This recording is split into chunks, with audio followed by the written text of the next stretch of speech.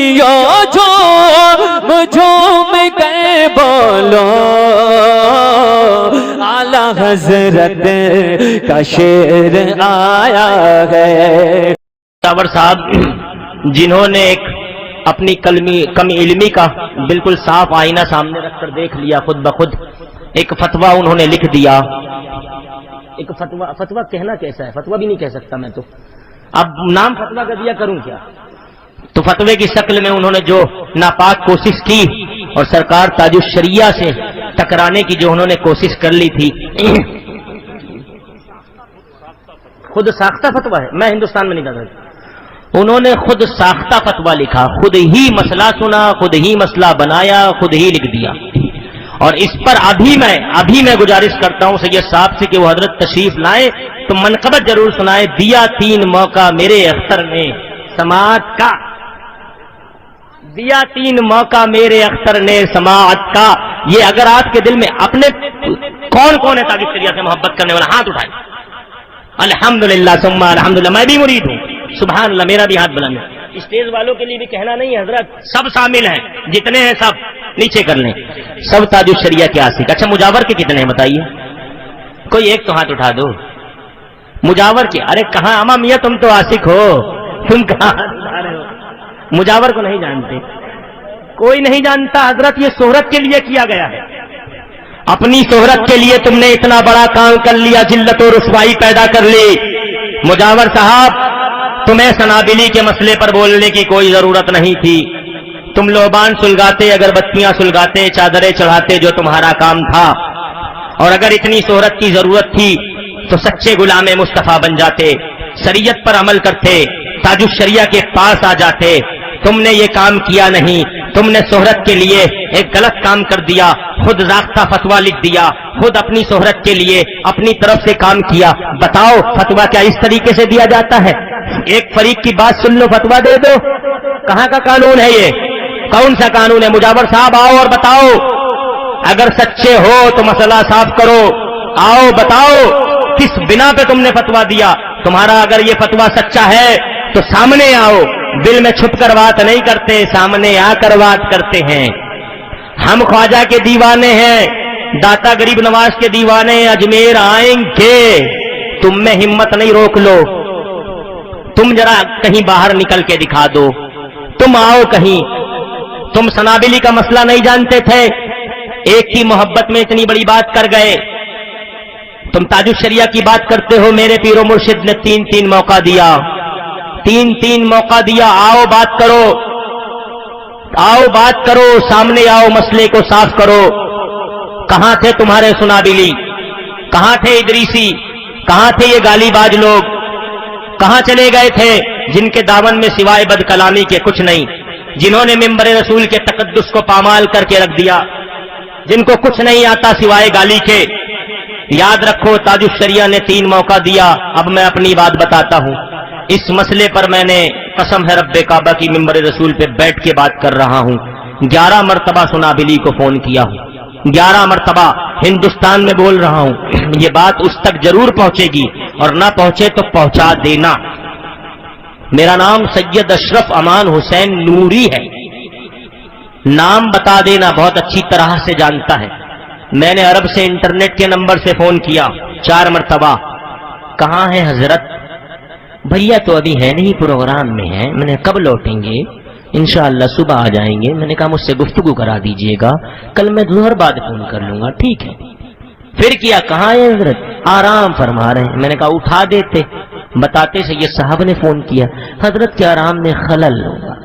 جواب ان کا ہے، کوئی برہان عصمتی، ان کا مرید یا شاگرد کوئی ہے، برہان رضا عصمتی، یہ ان کا بھائی نہیں، ان کا کوئی ہے، اس سے میری بات ہوئی، اس نے یہ جواب دیا۔ میں نے کہا ٹھیک ہے، کوئی بات نہیں۔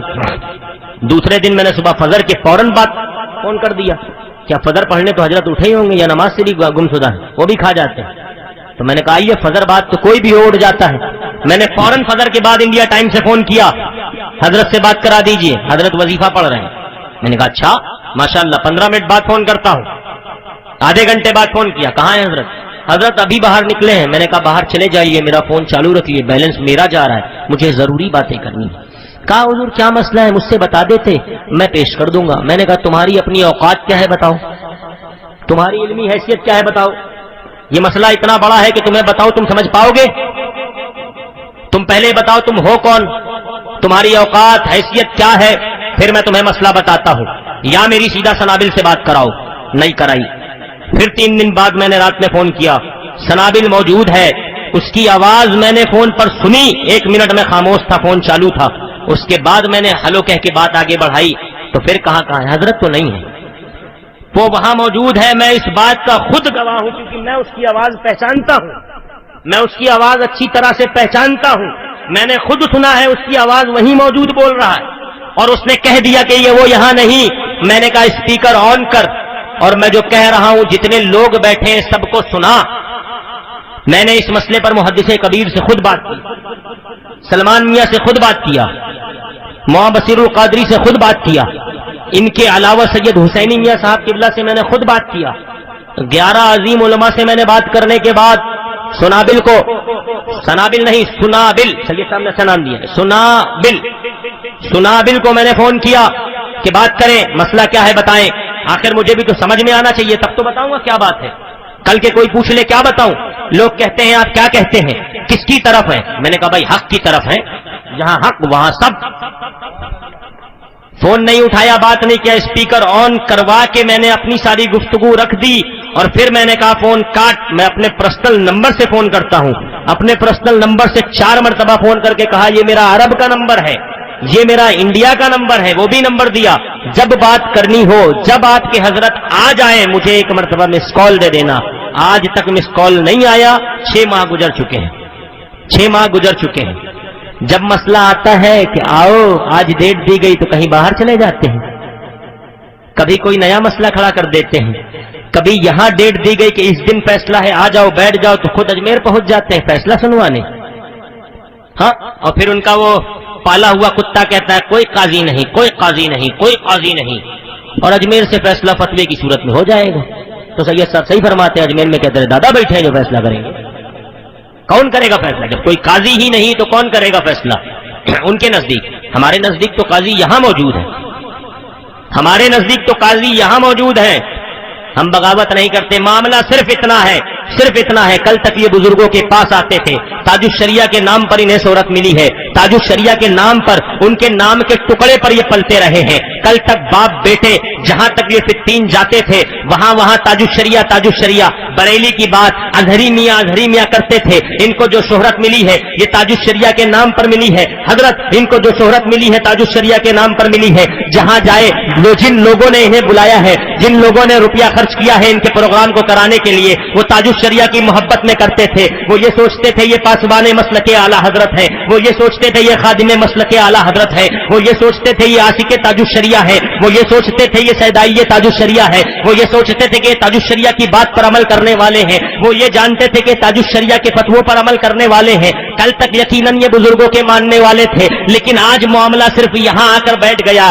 کہ انہیں خود بزرگ بننے کا شوق چڑھ بیٹھا ہے، اب یہ خود بزرگ بننا چاہتے ہیں، اب یہ خود فیصلہ کرنا چاہتے ہیں، اور اسی معاملے پر انہوں نے پورا معاملہ خراب کر دیا، انہوں نے پورا معاملہ ایک دم سے گوڑ کے رکھ دیا، اپنا خود کا کھانا خراب کر لیا، اپنا خود کا پانی خراب کر لیا، اب کوئی پوچھتا نہیں، کچڑے کے بھاؤ پھرتے ہیں۔ یاد رکھو میرا کسی مجاور سے کوئی تعلق نہیں ہے، اور کسی سنابلی سے کوئی تعلق نہیں، کسی ادریسی سے کوئی تعلق نہیں، جب تک ان کا بریلی سے رشتہ تھا، فقیر کا ان سے رشتہ تھا، اب ان کا بریلی سے رشتہ نہیں، میرا ان سے رشتہ نہیں۔ جو لوگ اس چکر میں پڑے تھے کہ حضرت کیا کہتے ہیں، میں نے یہ کہہ دیا، اور رہا سوال سید کا کہ وہ سید ہیں مجاور صاحب، پہلے مجاور صاحب کو تو یہ چاہیے وہ یہ فتوے پہ چلے آئے، اس مسئلے پہ چلے آئے، ان کو تو خود اپنی جگہ پہ فتوا دینا چاہیے۔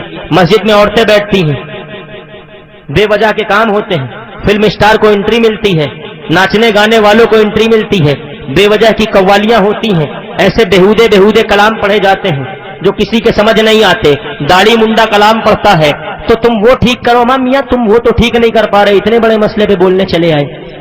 اور اس کے بعد مجاور صاحب اپنے گریبان میں آپ نے جھانکا نہیں، انگلی اٹھا دی، بہت بڑی غلطی کر دی، آپ نے یوں ایک انگلی اٹھائی، 3 آپ کی طرف تھی، یہ 3 آپ کی طرف تھی، یہ 3 آپ کی طرف تھی، आपने सिर्फ एक पर नजर रखी, अल्हम्दुलिल्लाह अब सारी सुन्नियत आपके 3 पर नजर रखे हुए है। और रहा सवाल आपकी सियादत का, तो एक और मसला ये भी बहुत जरूरी है, ये भी बहुत जरूरी है, क्योंकि अवाम जब मसला सुनती है तो कुछ का कुछ कह जाती है। यहां इख्तिलाफ उनकी सियादत पर नहीं है, यहां मसला उनके सैयद होने या न होने का नहीं है। किसी ने ये नहीं कहा कि वो सैयद है या नहीं है, या उनकी इस मसले पर बुराई की जाए, ये कहा जाए कि वो सैयद नहीं। देखो यकीनन अगर कोई सैयद है या नहीं उसने कह दिया तो वो उसे आप मान लो, क्योंकि हम आला हजरत वाले हैं, हमारे इमाम ने हमें यही सिखाया है, तो हम उन्हें सैयद मानते हैं, उनका एहतराम सियादत की बुनियाद पर करते हैं। आज भी मैं ये बात एकदम खुलकर कह रहा हूं कि किसी की भी सियादत का एहतराम किया जाएगा, वो सैयद साहब की आदत का नहीं किया जाएगा। सैयद साहब की आदत बुरी हो गई तो उसका रद्द किया जाएगा, उनकी सियादत का एहतराम किया जाएगा। तो यहां मसला उनके सैयद होने न होने से नहीं है। अगर किसी ने बहाने के बिना पर यह आड़ बनाया है कि सैयद साहब है, तो साहब आप अपना मुंह एक बार फिर गटर के पानी से धुल लें और उसके बाद बात करें। सियादत का कोई मामला ही नहीं है। उन्होंने जो बुनियाद की बातें कर दी और अपनी कम इल्मी दिखाई, इस मसले पर है, इसके सिवा कुछ नहीं। बस यही मेरी बात थी। सरकार की बात करो, इश्क की बात करो, ताजुश शरिया की बात करो, उनकी बात सुनो। आज के वक्त में हमारा अमीर, हमारा सालारे अहले सुन्नत हुजूर ताजुश शरिया अख्तर रजा खां अजहरी हैं, हम इनके मानने वाले हैं।